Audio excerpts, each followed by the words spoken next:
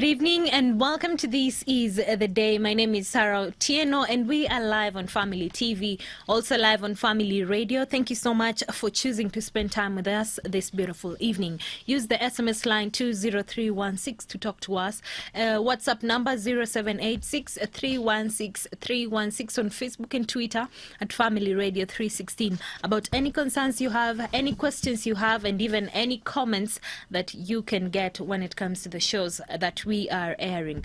Well, today we look at some of the stories that are making headline across our country, and also just to point out, in the United States of America, the presidential elections are ongoing, and we'll be telling you what is happening in a couple of minutes. Well, for now, the government will be expanding the land in the Nairobi National Park to conserve the environment and wildlife for future generations. In an event at Kenyatta International Convention Center, President Uhuru Kenyatta said that time has come for national parks and reserves to have their title deeds to protect them from land grabbers. The president also announced that the government will title communal land, and the announcement came during the issuance of title deeds to Samburu County pastoralist communities, where he flagged off a fleet of field vehicles to the National Land Titling Program. Najua safari ingine kuingia Maralal tutaanza kuona mabadiliko, watu wakijenga manyumba, vijana wana kazi, kwa sababu kila mtu ako na hiyo satisfaction ya kujua hakuna mtu ambaye anaweza kuja kumnyang'anya ama kumfukuza pahali ambapo amejenga. Hiyo ni mali yake. Mabenki sasa mtu anaweza kukopa, na hii ndio njia ya kuimarisha maisha ya mwananchi wa Jamhuri yetu ya Kenya. Tunasema pia tunataka kulete watu wakuje wafanye investments katika taifa letu la Kenya. Tukiwa pamoja na Waziri Maina hapa, tunatembea tukiambia watu wakuje, lakini sana sana kilio ni hakuna shamba, ama shamba inauzwa bei ya kali. So sasa tumesema kama ni hapo Naivasha, wananchi wa Naivasha tumewampatia katika hapo ambapo tumejenga stesheni ya reli, na ambapo tunataka kufanya an inland container depot hapo. Tunataka pia tuwe na viwanda na biashara. Well, the Kilifi County Assembly has been closed for 14 days after a staff member tested positive of COVID-19. The Speaker, Jimmy Kahindi, urged all the MCAs and staff members to go for voluntary testing and self-isolation within the 14 days. And Mr. Kahindi made the announcement today at the County Assembly, together with the County Assembly Clerk, Michael Ngala, and the Leader of Majority, Kadenge Mwatete. Immediate measure we have taken as a board is to close the assembly, even though members were on recess, but the County Assembly Service Board was actively here and conducting its duties, and of course the members of staff were here as well. We are going to do a press release whereby the members of public will know where to contact us, just in case there's anything that needs our attention. We shall make it public. The members of staff will be working from home, so I believe that the services will not be disrupted because we will be available. Well, that is what is happening in Kilifi County, and today the Ministry of Health has announced an additional 492 more cases of COVID-19 positive. This is from a sample size of 3,723 that were tested in the last 24 hours. And according to a statement from the Ministry of Health through the Health CS Mutahi Kagwe, Kenya has a total of positive cases standing at 57,093. From the cases, we have 474 who are Kenyans and 18 foreigners, and in total And in terms of gender, 292 are male, while 200 are female. Now, the youngest is a 1-year-old baby, while the oldest is 88 years old. Unfortunately, 12 more people have succumbed to the virus, taking the total number of deaths to 1,039. In the same breath, 404 patients recovered from the virus, 246 from the home-based care program, while 158 are from different hospitals across the country. Now, when we look at the number of recoveries, right now we have 37,846 that have recovered from COVID-19. And still on matters COVID, 27 people have been arrested in Kakamega County following the ongoing crackdown on failure to adhere to the COVID-19 protocols. The Mumias Area Deputy County Commissioner, his name is Charles Wambugu, confirmed the arrest, saying that the accused persons flaunted the COVID-19 measures of wearing their face masks. Maskari shida yao ni moja. Ni wazuri lakini kuna shida moja wako naye. Kama unaweza kuja unishike mimi kwa sababu sina mask na wewe mwenyewe unakuja kushika mimi kwa mlango wa nyumba yangu na una hata mask wewe mwenyewe. Sasa una expect mimi nikiwa kama sina mask na wewe una mask, umeniwekwa gari na watu tumejaa kwa gari na wale watu kwa gari hawana mask, wewe pia askari wewe mwenyewe pia una mask. Unanishika mimi sina mask, sheria gani wewe unatumia? All right. Well, we just need to take care of ourselves. We do not need the police officers to remind us that COVID-19 is here to stay. And remember yesterday, the Inspector General of Police, Hilary Mutyambai, came out very clearly to say that a fine of 20,000 Kenya shillings will be given to you if you are arrested without a face mask. So to avoid all these problems, just wear a face mask when you're going to public places. Now, still talking of matters COVID-19, today we had 52 students testing positive in one of the schools in Busia County. This is Kolanya Boys High School. And just yesterday we had a discussion on whether our children are safe at school or at home, where we got mixed reactions. Some of us were saying they're safer in the schools. Some of us were saying our children are safe at home. Well, tomorrow the president will be meeting with the stakeholders for education, talking about whether our children will be safe at home or in the schools, and even the way forward when it comes to the reopening of schools. We're talking about the full reopening of schools. Now, if you have a chance to talk to the president and advise him on the way forward, what would you tell him? Matters education, matters of our country. What would you tell the president? What would you advise him to do for our country during this time that we are having a second wave of COVID-19? 0786-316-316. That is on WhatsApp. SMS line 20316. Talk to me. Your name is Victor Nyamai. You're tuned in from Miritini, Mombasa, and you're feeling blessed. Asante sana. Absalom from Dandora. You're saying you're loving the show. My thought on the issue of schools, I would keep the schools closed just like China did and make sure that when the curve comes down, then we can reopen. Maybe a question which numbers is high for students? Is it the time they were at home or now that they are in schools? All right, the numbers are definitely high when it comes to our children right now that they are in school. Thank you so much for that. Well, remember what we are answering today, what we are talking about is that tomorrow the president is meeting with the education stakeholders to discuss a way forward for our schools. Now, if you had an opportunity to talk to the president, what would you advise him to do? What way would you want him to take when it comes to the reopening of our schools? Now, persons living with disability in Busia County have vowed to join forces with other lobbies to challenge the BBI reforms. This is after the group cited lack of inclusion in the recommendations they have raised during public views presentation in the final report. They not only complained of their views having been segregated, but also faulted the proposals made, saying they were meant to erode gains made under the 2010 Constitution. BBI wametengeneza lakini wakasahau walemavu nje. Sababu gani? Wamechukua walemavu, wamesema watakuwa sasa wanashughulikiwa na kule chini society. Na sisi mambo ya society tunakataa. Sisi pia ni wa Kenya, tuwezi kushughulikiwa na society peke yake. Tunashughulikiwa na national nzima. Mimi naona wamesahau kipengele kikubwa sana cha walemavu. Na walemavu anytime unaweza kuwa mlemavu Anytime unaweza kuwa na gari yako unaendesha na unapata accident, mguu inakatika.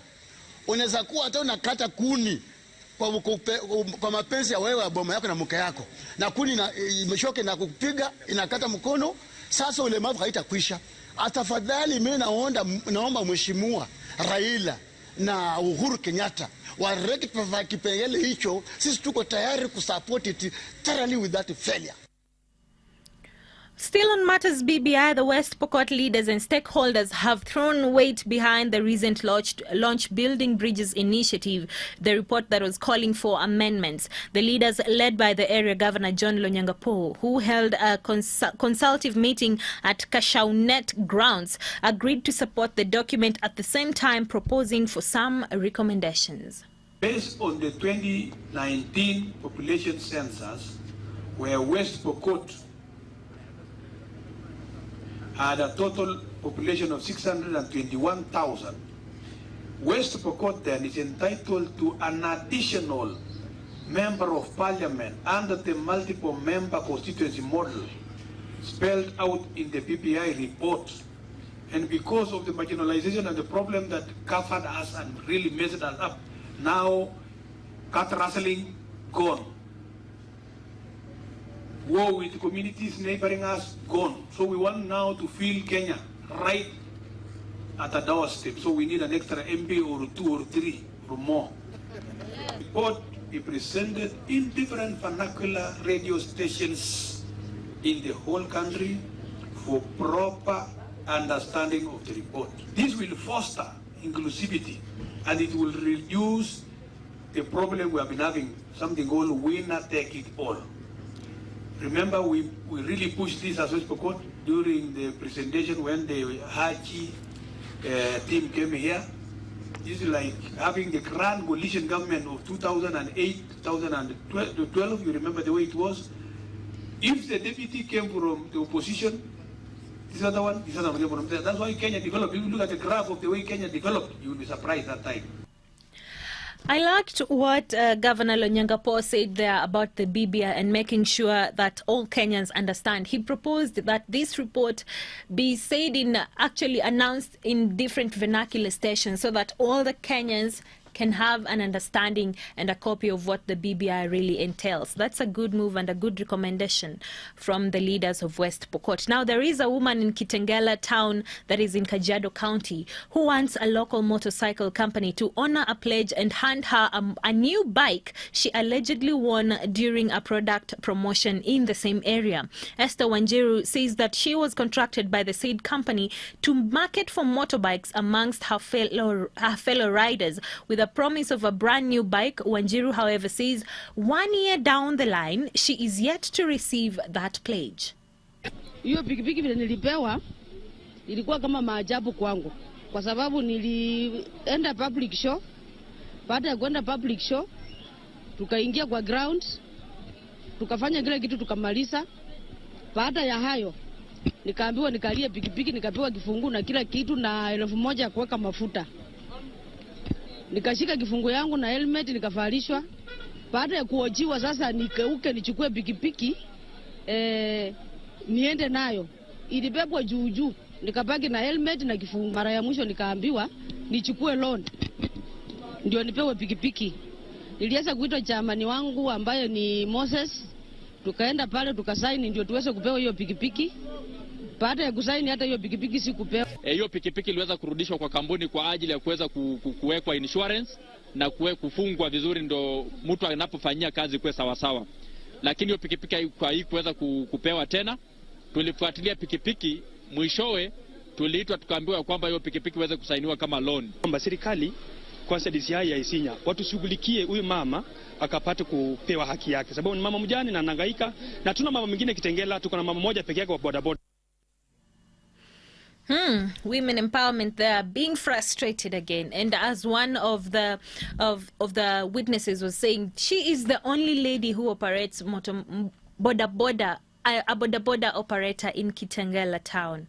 While musicians, actors and filmmakers have a chance to submit their work through the relaunched Kisima Music and Film Award, and the submission has begun today and will be open to all the counties in Africa and the countries, and the public will also be given a chance to participate in voting, which will take place in just 2 weeks from now. The real event will take place on the 13th of December at the Carnival Gardens under strict COVID-19 restrictions, and the Kisima Award, which last took place in 2013, will be marketing and empowering musicians and those in the film industry. Kisima Music and Film Awards will be able to tell the real African story and communicate to the world what Africa has to offer. And what an important time that Africa has to reawaken through the theme that we have, which is actually reawakening the soul, the soul and the vibrancy of the African continent.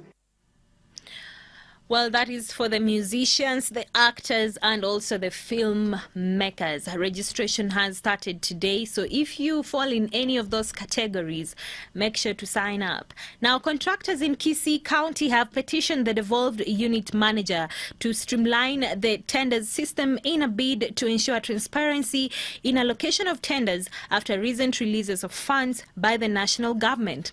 The members of Kisii County Contractors Association decried the issuance of tenders to a few members of the association, which previously led to division of the association into two factions. Kama wa Kisii tumechiuza vizuri.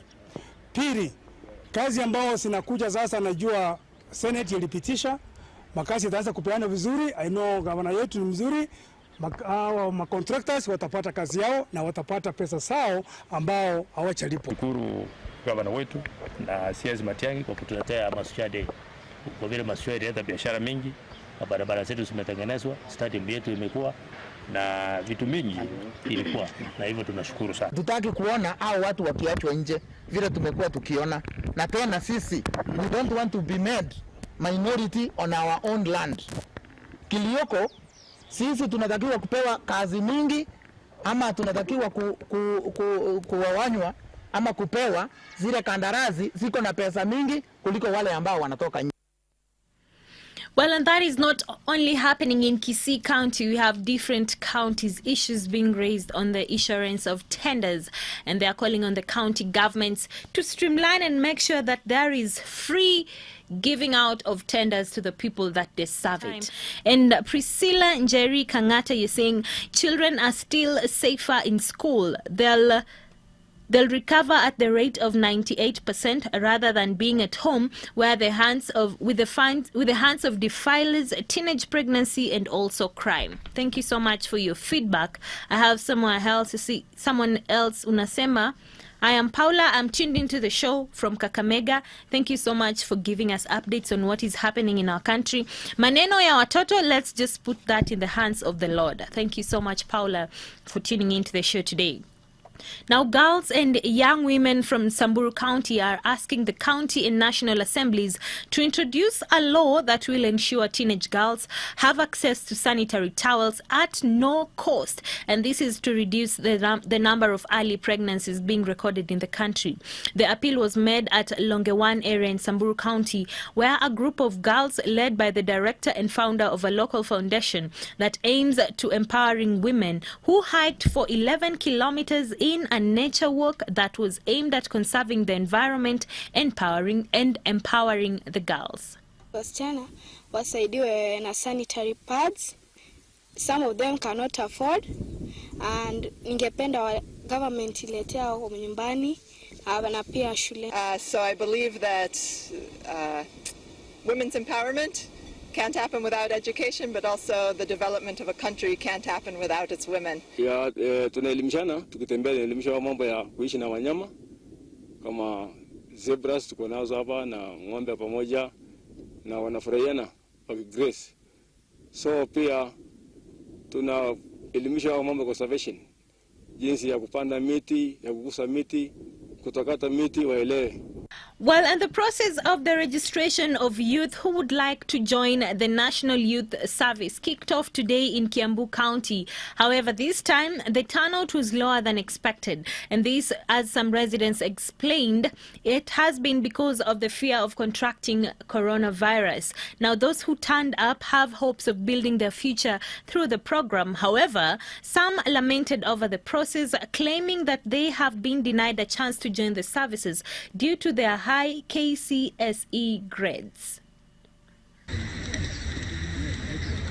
Sasa tunakagua certificate of good conduct, main grades zile mtu yako nazo, na hata na certificate za COVID-19. Tu kujitokeza, tuseme ni mentality ya mtu towards NYS, because we all knew.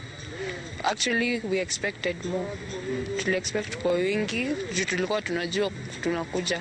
Naweza furahia sana juu huko ni mahali kwa serikali na naweza pata, yani naweza kuongeza masomo zaidi.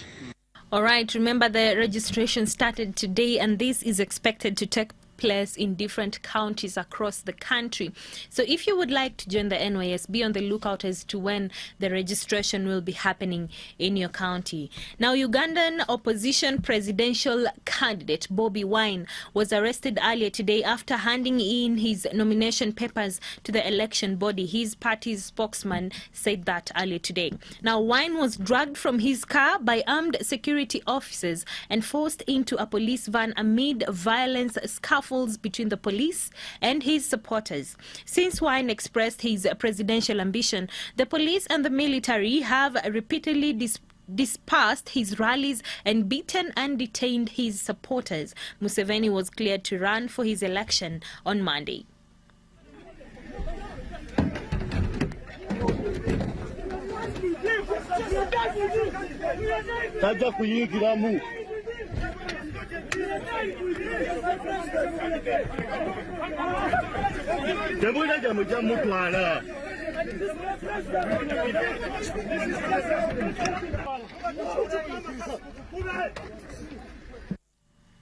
Well, that is what is happening in Uganda, and it's very, very, very sad. All right. Well, earlier on, we asked on Facebook, with the ongoing election that is happening in the United States of America, who do you think stands a chance of winning the presidential election between Joe Biden and the current president, Donald Trump? And on Facebook, we have quite some answers. Some are for Trump, some are for Biden, but I'll read quite a number of them. I see Donald Trump running away with it. Remember 2016, everyone, of course, in Kenya believed in Clinton and she did not get it. This is Edwin Otieno. Thank you for your response. Trump, sitting president kutoa ni like daydreaming. Augustine Juma, asante for that. On my knees for Biden to win it. This is Joyce. Thank you for tuning in today. Well, you can also tell me, who do you think is going to win the U.S. election that is ongoing as we speak? Now let's head over to more international stories.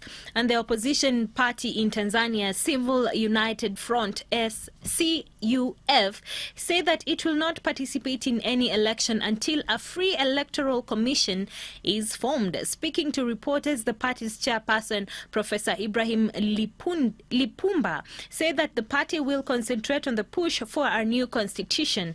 And Professor Lipumba also pleaded with the Tanzanians to pray so that the Almighty God would punish those playing fall in the general election. And according to him, the party will also hold talks with the international communities to see how they can help to reinstall the democracy.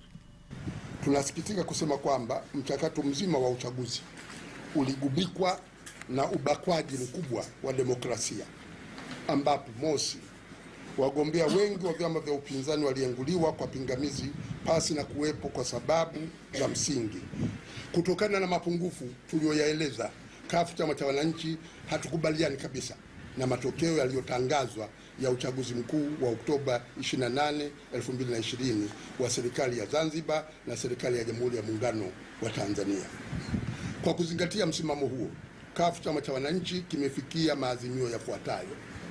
Kuanzia sasa CUF chama cha wananchi hakitashiriki uchaguzi wowote hapa Tanzania mpaka itakapopatikana tume huru ya uchaguzi. CUF chama cha wananchi kinawaomba Watanzania wote bila kujali chama wanaopenda haki nchini kote kufanya ibada maalum siku ya Alhamisi tarehe 5 Novemba 2020 kwa kufunga, kula mchana na kufanya dua na maombi baada ya kufungua. Kila mtu kwa imani yake, dua na maombi yatajikita kumwomba Mwenyezi Mungu kupitisha hukumu ya haki juu ya kile kilichotendeka katika uchaguzi mkuu. And straight on to the USA, where Americans are voting today in one of the most divisive presidential election in decades, putting incumbent Republican, that is Donald Trump, against his Democratic challenger Joe Biden. Now, nearly 100 million people have already cast their ballots in early voting, putting the country on course for its highest turnout in a century. Now, both rivals spent the final hours of the race rallying in key swing states, and the national polls give a lead to Mr. Biden, but it is a closer race in the states that could decide the outcome. U.S. President Donald Trump wrapped up his re-election campaign, still behind in the national polls, but convinced he'll pull off a victory. And I think we're going to have a tremendous victory. Trump rallied in 4 different battleground states, but made his last rally in Michigan, as he did in 2016, with an 11th-hour pitch to voters. But if Biden and Harris and the radical left gain power, they will collapse our economy and send our nation into a very steep depression. Trump's rival, former Vice President Joe Biden, focused on the northeastern state of Pennsylvania, calling in celebrity artists like Lady Gaga to wrap up the final night. And in the bad times, Pennsylvania is the same state where Biden's campaign started, and also where he was born. It's time to stand up and take back our democracy. We can do this. We can be better than what we've been. We can be who we are at our best. The United States of America. As the candidates presented their closing arguments, the number of Americans who have voted prior to Election Day has set new records. Nearly 100 million people have cast their ballots in early voting. Most polls show early mail-in voting favors Biden, but Trump believes his supporters are waiting until Tuesday to cast in-person votes. But in the final hours of the campaign, both candidates signaled they may not accept the results on Election Day. Cheating can happen like you've never seen. This is their dream, and they are known for it. Trump even called a recent Supreme Court decision allowing an extension to count votes in Pennsylvania as dangerous. Twitter flagged the tweet as potentially misleading. With an immediate result on Election Day in doubt, both candidates are preparing potential legal challenges to the results. Under no scenario will Donald Trump be declared a victor on Election night. Casting widespread uncertainty over poll results now appears to be a tactic employed by both campaigns. All right, but the militia group in Michigan, a crucial swing in the states of the U.S., say that they fear that that democracy will not survive as it was built after the results of the U.S. election. The armed militia are prepared to take to the streets in the United States as the country decides today. There's a run on guns in Michigan, and many are first-time buyers. They're at gun school and on the shooting ranges because of fears of unrest. Normally I would have about 100 guns in this cabinet. They've been sold twice. Some believe the bigger, the better. Others want guns they can hide in their handbags. I think it could go pretty much through anything and through anybody. It's almost like a deterrent more than anything else. My goal is to never, ever have to use it. They've been dropping off early votes amidst a legal battle about allowing guns at the Election Day polls. My concern is for our seniors who are going to come out to vote on the 3rd and have to worry about seeing a bunch of people outside with guns. Get out and vote. And this in a swing state, where the FBI discovered a plot to kidnap the governor over her lockdown measures, and where multiple militia are active. These militiamen, they're radicals, you know. They consider them domestic terrorists, and they should be jailed. One former CIA officer is warning America's focus on ISIS needs to switch to its homegrown terror. It's the difference between whether our democracy will survive as it was built. I think that the soul of the country is quite literally on the ballot. And there are multiple armed groups, like the Boogaloo Boys, who insist they're not supremacists, but fighting government tyranny. We watched them preparing, they said, for civil war. Several Boogaloos have been accused of plotting violent attacks, but these men insist they're patriots defending freedoms.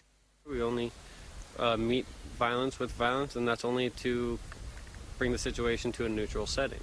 Would you be prepared to kill someone in the name of liberty, though?